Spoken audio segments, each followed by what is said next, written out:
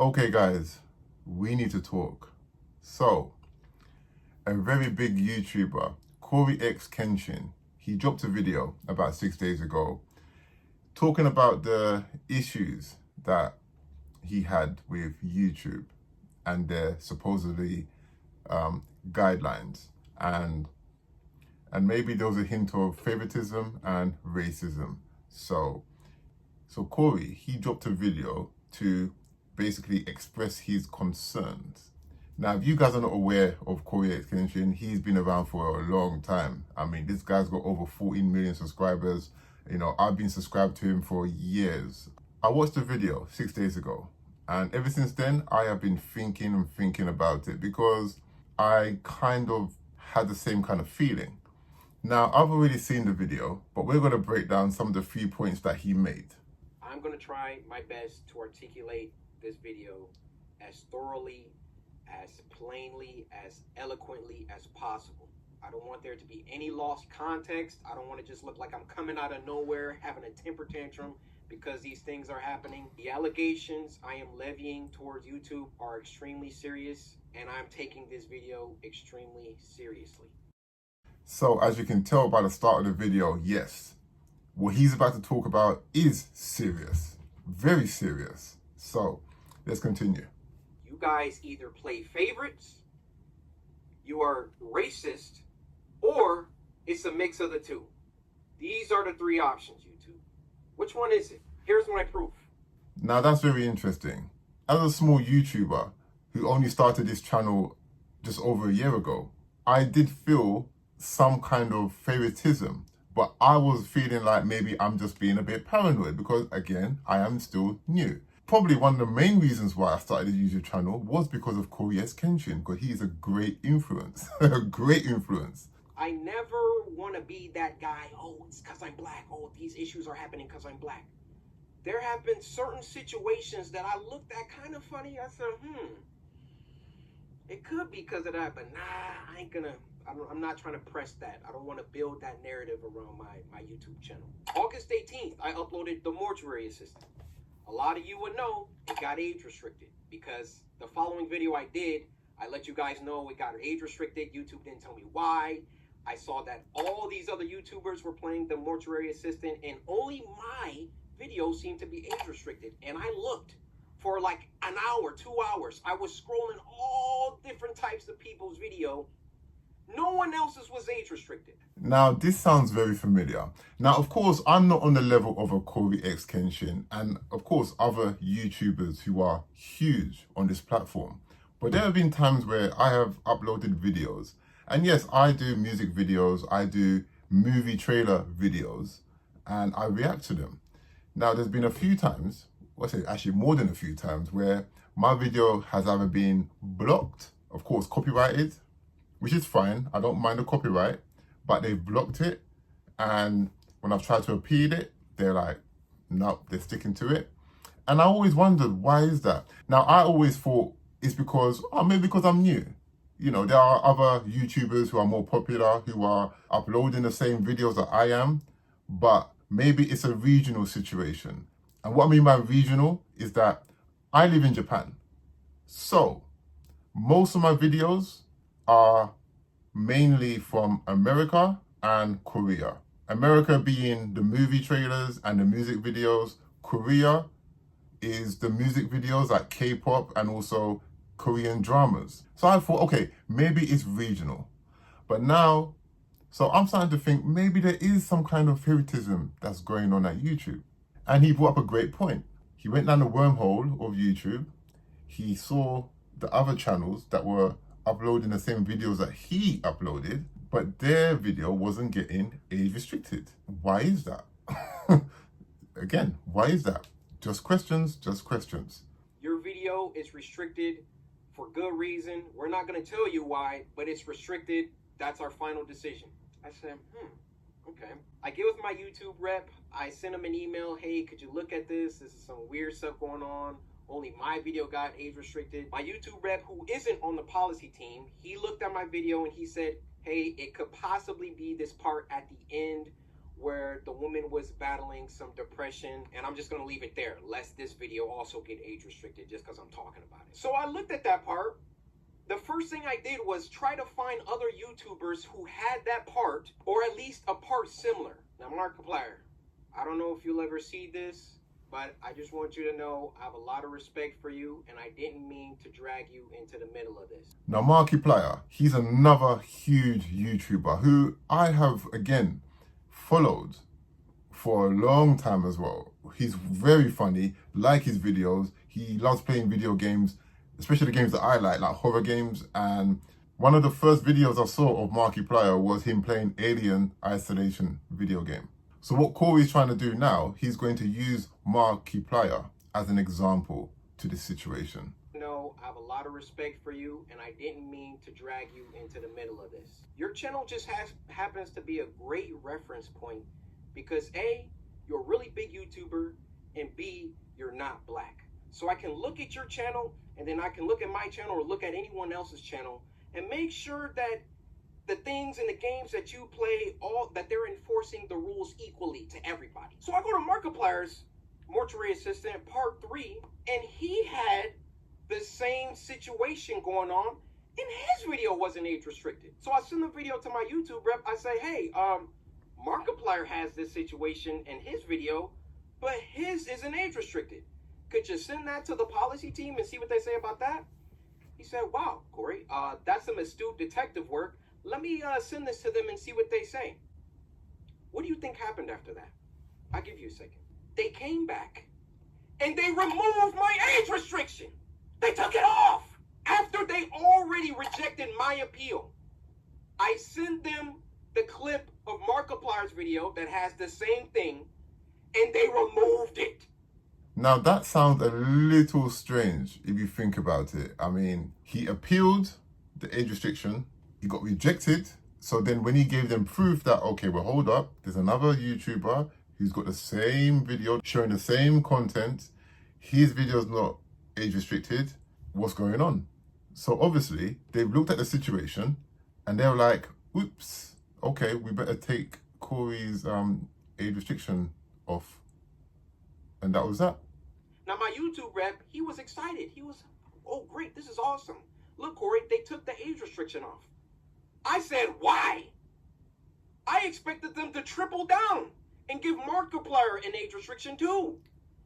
But they looked at Mark's video and they used that to verify my innocence. Do you know how crazy that sounds? We're talking about, and these are two big YouTubers, yeah? You know, make no mistake about it, these two guys, they're huge. They got huge followers. It took for Corey to send a video of another YouTuber to YouTube just to show them that, hey, listen, we have got the same contents going on here, and you know, you've only age restricted my video. I just want to know why. Now, can you imagine for YouTube creators like this, they're going through these kind of situations where they have actual rep, you know, they have representation to go and speak to YouTube. Could you imagine YouTubers like me and others, you know, thousands of us, you know, who are small YouTubers who don't have access to YouTube? Because when you get to a certain level as a YouTube creator, you can actually have somebody that can speak to YouTube directly. I mean, that's an advantage also of being a big YouTuber. So I send my YouTube rep a lengthy email detailing my feelings about the entire situation, feeling like there was some favoritism at play, there was either that or some racism at play, and that I would like to sit down with the policy team and figure out why my video was flagged in the first place. Actually, number one, was it automated or was it a human that age restricted it in the first place? Number two, who was the human reviewer? Because it's a human reviewer once you submit an appeal. Who was the human reviewer that doubled down and rejected my appeal? Number three, why did it take Markiplier's clip in order for them to reverse the decision? I mean, he brought up 3 great points. Was it automated or was it human reviewed? And if it was human reviewed, who reviewed it? And then, of course, lastly, and the most important point is, Why did it take for Markipedia's clip for the decision to be reversed? Simple. Hey, that's what I want to know. Tell me. You know, this whole situation, it just sounds like a mess. And it's something that YouTube really needs to sort out. You know, and I'm just speaking as a small YouTuber. This video is important for up and coming YouTubers. Whether it's me, whether it's, you know, there are people who's going to join and start a YouTube channel. It's happening every day. And these are the kind of things that they really need to know because they just don't know what they're getting themselves into. I've been feeling like this for a long time. I've been feeling like every single time that I come back to YouTube, I'm #1 trending for a few days, and then they find some arbitrary issue. They nitpick and they try and find something that they can incriminate me for and try to push me down. You don't believe me? What happened the last time I came back and I was #1 trending for like a week? They copyright struck me for a video that was in 2019 or something like that. Why don't these issues ever crop up when I'm not uploading? I mean, I'm not on YouTube like 9 months out of the year. Nothing ever happens until I come back and I start uploading again and I'm getting my numbers, they're climbing, they're exploding, I'm #1 trending, and then they're like, hey, we need to stop him. We need to, this black man, he's getting too many views, he's getting too much exposure, too much activity. Hold that, Bob. Let's get back to the current situation. So my YouTube rep assures me he's going to continue this dialogue with the policy team and try to get some answers to those 3 questions that I had. So another day, another 2 days go by, and what do you know?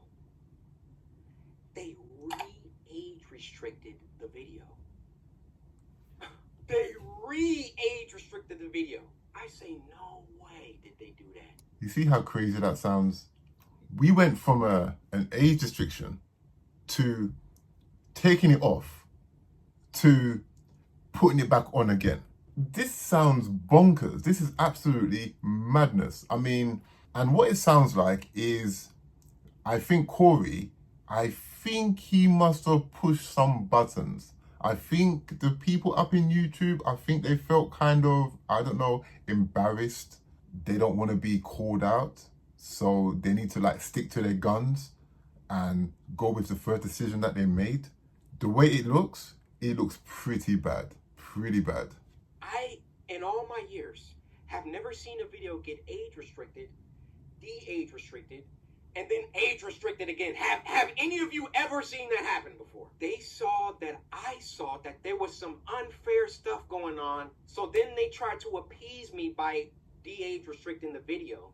I say, wait, why are you doing that? Because I sent Markiplier's clip. And then they say, oh, okay, well, let's just age restrict them both. Why is my channel so much more heavily scrutinized? And that is an interesting question. Why? Why does it feel like his channel is being scrutinized for doing the same things that other YouTubers do?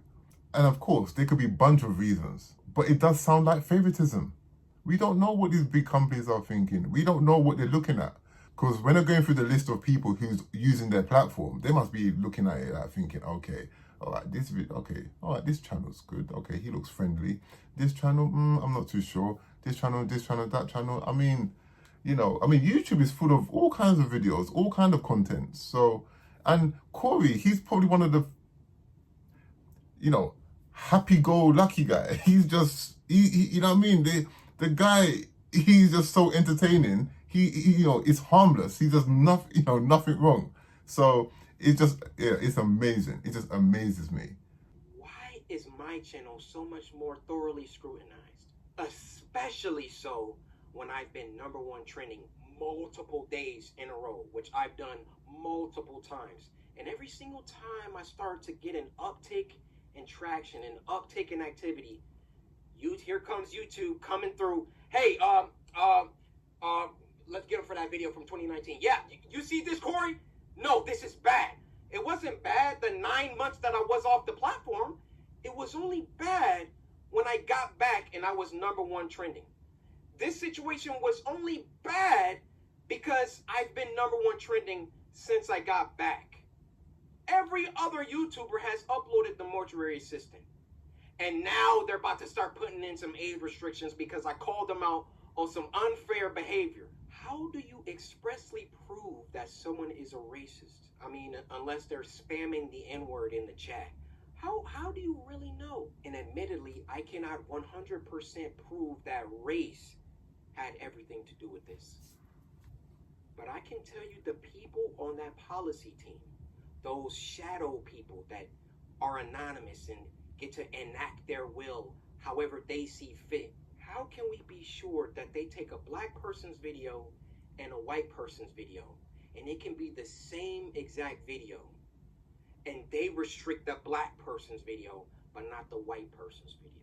I feel I've been mistreated for a long time. I mean, even when we hit 10 million subscribers, and I was supposed to get my diamond play button, and there was no correspondence. These situations always coincide with an uptick of growth, and it always just comes off like we can't let this black guy get too high up. And you know, at the same time, it's really hard not to take it that way. What other reasons can they be?